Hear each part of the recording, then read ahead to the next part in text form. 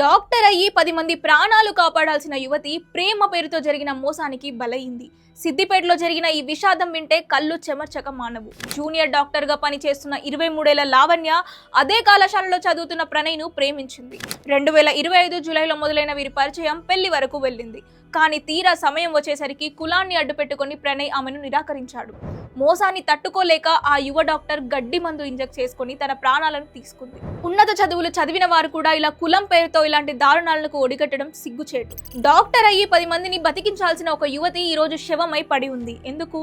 కేవలం ఒక వ్యక్తి చేసిన వంచన వల్ల.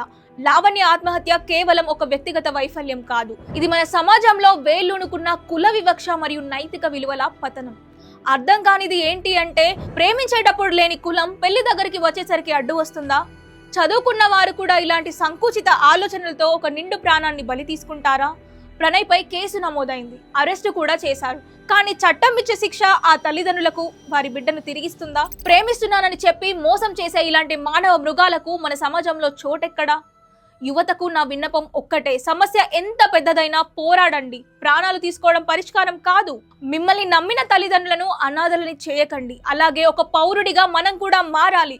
కుల వివక్ష లేని సమాజం కోసం గలం ఎత్తాలి. ఇలాంటి సంఘటనలపై మీ అభిప్రాయం ఏంటో కామెంట్ చేయండి.